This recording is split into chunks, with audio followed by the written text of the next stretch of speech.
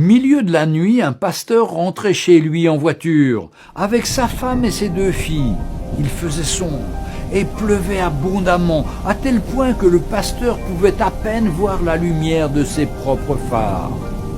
Sur le chemin, il devait traverser un très grand pont, à l'entrée duquel des panneaux signalaient « Ne pas s'arrêter » car l'endroit était dangereux. En effet, de méchants criminels rôdaient régulièrement sous le pont.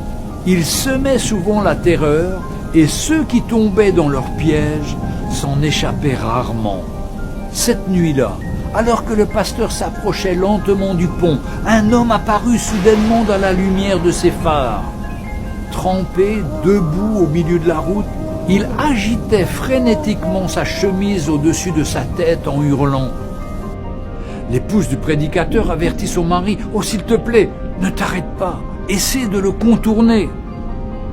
La voiture était trop proche. L'homme était inévitable, à moins de s'arrêter ou de l'écraser. Dès que le prédicateur s'arrêta, l'homme frappa de sa main le capot de la voiture et, bien qu'à bout de souffle, continua de crier sans relâche. Le pasteur regarda sa femme et lui dit de verrouiller les portières derrière lui en attendant son retour. Toute sa famille, très perturbée, pleurait en le suppliant de ne pas sortir de la voiture. Il ouvrit néanmoins la portière et sortit sous la pluie. Il fut alors totalement trempé, tandis qu'il s'approchait de l'homme qui criait. Il comprit soudainement ces paroles. « Arrêtez-vous, arrêtez-vous, le pont a cédé, le pont a cédé. Un bus rempli d'enfants est déjà tombé. Ils sont sûrement tous morts. » Alors que ces mots s'imprimaient dans son esprit, le pasteur se retourna vers sa voiture dans laquelle se trouvaient sa femme et ses 2 filles. Il prit l'homme dans ses bras et pleura de reconnaissance. Tous 2 restèrent là une partie de la nuit, agitant leurs vestes au-dessus de leur tête et criant pour avertir les autres automobilistes qui venaient. « Arrêtez-vous, arrêtez-vous, le pont a cédé, le pont a cédé !» Pour un monde perdu et mourant, le pont a cédé.